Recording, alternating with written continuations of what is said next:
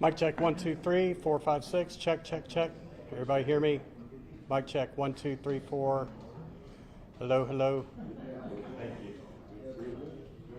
You good? Everybody good?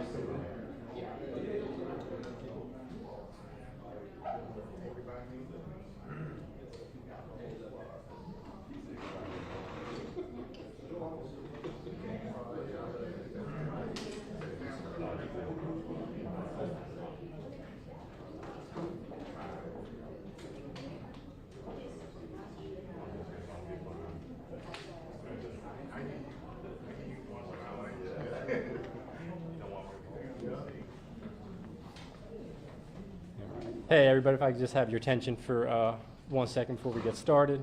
Just want to introduce myself, Detective Justin Burmeister with the Bessemer Police Department, Public Information Officer, and just want to let you know we're here today.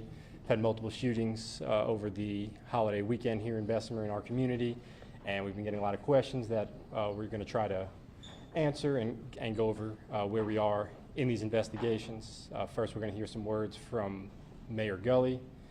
Next, we'll hear some words from Chief Wood, and lastly, we'll hear some words from District Attorney Lenise Washington. And after all three of them speak, we'll open the floor up to a couple of questions that we'll try to answer the best we can. Okay? Does anyone need any spellings for any of the people we mentioned? Yeah, just be safe. Okay. Mine is Justin Burmeister. It's Justin. Burmeister, Burmeister. Mayor Gully, Gulley. Chief Michael Wood, common spelling for that. And District Attorney Lenise Washington, it's Lynei. Sorry. Lynneice. Washington. Washington.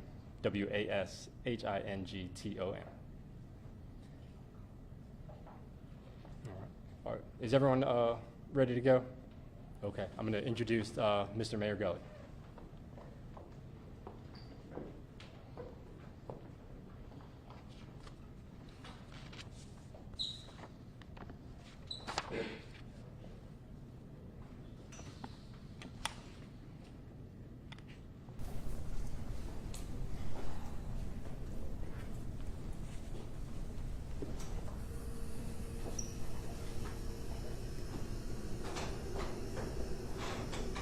Good afternoon. It is with a heavy heart that I share this statement with you this afternoon. I have been affiliated with the city of Bessemer for almost 30 years, and I have never seen a more violent, tragic weekend as I did this past weekend. At a time when we should have been enjoying the holidays with family and friends, a total of 10 people were shot. Several individuals lost their lives. My condolences to the families that experienced a loss this past weekend. You all are in our thoughts and in our prayers. These victims are not just statistics. They are our young men. They are sons, they are brothers, their grandsons, and their lives matter. to the perpetrators of these violent acts. You will be found and you will be persecuted to the fullest extent of the law. I would like to commend our police department, led by Chief Woods, for your tireless efforts during this past weekend. You are to be commended. We are committed to utilizing all our available resources to fight this criminal element and give the victims and their families swift justice. I implore everyone affected by these wicked and evil acts to dial back your emotions and take a moment to think about your choices and how they affect your family, friends, and neighbors. Retaliation is never the answer. When we retaliate, we all lose. It's a vicious cycle that never stops, and it will only deepen the wounds as you seek and seek to heal. May God continue to bless this city as we move forward, as we do the things that are necessary to make this city a safe city for all of our residents. And we are calling on all of our citizens. If you see something, say something. Help us to continue to do the things that are necessary and so to make our city what we know that she and stuff can be. Do not let a few perpetrators and so of what we have here in Bessemer and so deter us from being the city that we know that we are, the great city of Bessemer. May God bless all of you. And at this time, I would like our police chief, Chief Mike Woods, to come forward. Thank you. Thank you, Mayor. Good afternoon. I am Michael Wood, Chief of Police here at the Bessemer Police Department. I spoke to several of y'all last night on the scene of one of these tragic incidents. And as the mayor said, our condolences go out to these families. No one deserves to lose a child, a family member, in the way that this has gone down. And as I stated last night, this will not be tolerated in the city of Bessemer, plain and simple. We're not going to have this activity. These events, a lot of times they go, oh, the police can't be everywhere. If someone has made up in their mind they're going to go shoot someone, they're going to go shoot them. We react to that. We are first responders. We're the first ones that come after an incident has happened. I wish we could be everywhere. I wish we could have stopped all this nonsense, but we didn't. We couldn't. But going forward, it's not going to be tolerated. I've reached out to as many partners, federal, state, county, that I can. We're going to do whatever we can do to curb this gun violence. And that's the problem. It's gun violence. I mean, there's no other words for it. We have been hindered by legislation that has been passed in the state of Alabama, taking away pistol permits. And people go, oh, you have the right to carry a gun. I agree, you have a right to carry a gun. But I also agree you need a background check. You don't need to be an 18-year-old child that doesn't know enough about life to be out here carrying a gun. All right, you see what happens. We're dealing with conflict with guns, and that's not acceptable. I'm a good bit older. I grew up in this city.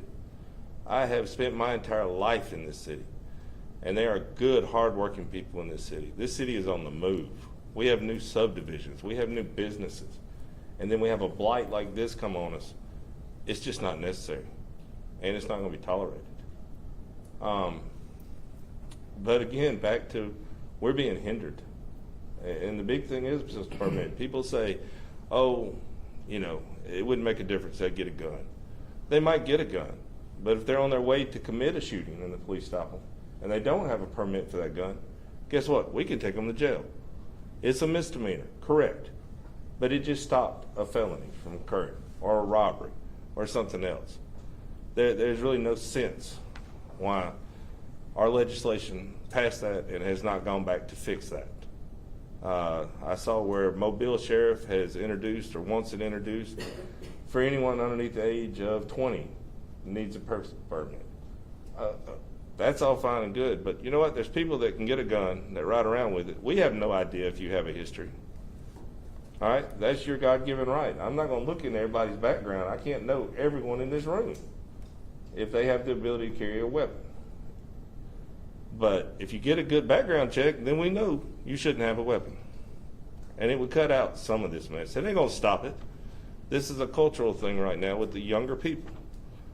It is just something that they believe that's the way to solve problems is with a gun. And that's not the answer. You got to talk it out, not shoot it out. We've got to push that at the homes of these parents, grandparents, in the churches, in the schools, even people that you just know that are young. Encourage them to not use a weapon. Check your children's bedrooms. Check their backpacks. Make sure they haven't come across a gun. All right? It's 101. We've got to get the guns away from the young people to stop this violence. At this point, I will cede to District Attorney Lanice Washington.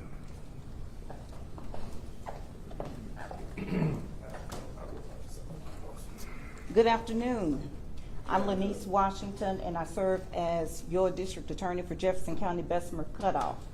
And I echo the sentiments of our mayor, Mayor Kenneth Gully, as well as our police chief, Mike Wood.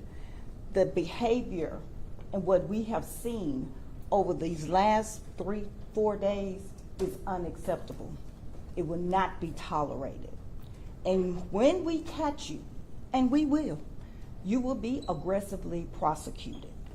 Right now, you have mothers and fathers who are today trying to make funeral arrangements for their child or for their husband or their loved one, and for something that's senseless. Our condolences to that family, because my office, we're going to be the ones to have to talk with those families. As these cases progress, we're the ones that have to talk to the families. And we're looking for justice for these families. But we can't right now do the finger-pointing game. It's all of our responsibility to stop this madness. And I agree 100% with Chief Wood, the change in the laws about permitless carry. I think that kind of contributed to the proliferation of so many firearms and this gun violence, but it is unacceptable. And we want the residents of the city of Bessemer to know that we hear you and we are not taking your safety lightly. We are here as a united front to let you know that we are working together with federal resources, state, local, whatever we can get, because you will be prosecuted. For the community, if you know something, if you see something, please say something. You may save the life of your child, your grandson, your relative. 254-7777.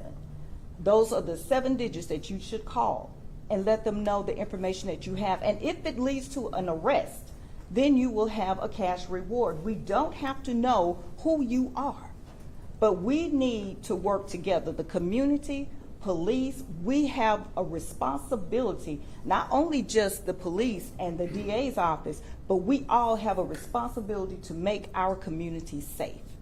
So thank you, may God bless you, and for those families that have loved ones that are just hanging by a thread and we don't know what their conditions are, our prayers are extended unto you and to all of our faith-based pastors in this community. We ask for your prayers, we ask for your support, and we need the support of the community. Let's put this baby to bed. Thank you.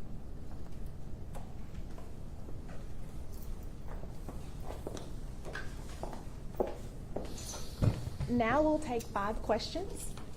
Can you update us on the status of the investigation into the triple homicide? What is your understanding of what unfolded? We understand that the 41 doing what may have actually been an innocent bystander. Okay. First update I wanted to make for the triple homicide. We've made a second arrest in this case. We arrested a Willie Stokes III, 25-year-old male. He's being charged with prosecution, hindering prosecution in the first degree at this time. We are also looking for at least 2 more people of interest on this case. We know, and echoing what Ms. Washington said, we know people know things about this case. Call Crime Stoppers 205-254-7777. You remain completely anonymous, get a cash reward, and hopefully bring some more justice to this case. Can you tell us a little bit more about, we haven't spoken about this yet, just about what this was all about Friday night and then the retaliation last night? Like, what is this over? That right now, we're not going to comment too much on it. This is still ongoing investigation. We had 3 shootings in the 4 nights. We are still trying to see what connections each one has to each other and the motive, but we're not going to get too much into that today, okay? The mayor said 10 people. Who was the 10th person shot? We had a 4th person end up at a hospital yesterday from the shooting. It was later on afterwards. It's an adult female, non-life threatening. She was released from the hospital very quickly, but she was suffering from a gunshot wound. Can you break that down? The shootings, the days, how many shot, at which occasion, fatalities, that kind of thing, just so we are clear on the numbers? Sure. On Friday, August 30th, at the Citgo gas station, we had 3 people shot and 3 people deceased. Sunday, September 1st, on 900 block of 9th Avenue, we had 3 people shot, 2 currently still in critical condition. 1 person, non-life threatening, has been released from the hospital. And yesterday morning, September 2nd, at the same Citgo gas station as Friday, we had 4 people shot. All went to the hospital, and it looks like all non-life threatening on that. With regard to the fact that these shootings were involving just a group of people, both victims, well, all of the victims, are you guys dealing with the group violence or gang issue with regard to these shootings? Again, we're investigating that and not going to release any information on that right now. And I was able to look up, Cunningham is right now charged with 2 of the murders for Eddins and Fowler. So do you all think the 2 suspects you were looking for is the person that shot Dixon? Mr. Cunningham, he was charged with capital murder. It's for all 3 individuals that were deceased. The statute, what makes it a capital murder is 2 or more people in the statute, but he is responsible for and being charged for all 3 of the murders. And like I said, we are still looking for at least 2 more people, persons of interest that we do need to talk to on that case. One more question. Is there an immediate threat to the public right now? Should people be concerned in that community? There's no immediate danger to the public, but of course, for any community, be careful. Like Mayor Gully said, if you see something, please call us so we can come check it out. If you think that there's something we need to come check out, that's our job. Call us, we'll go check it out. We don't need anyone to retaliate, do anything on their own. That's what we're here for. Just one more question. The chief mentioned getting help from federal partners. What would that help look like? Again, that's something we're not going to talk about. We have been in discussion with several federal partners, and they reached out if we need any help. We'll reach out to them to get help, and we thank you, everybody.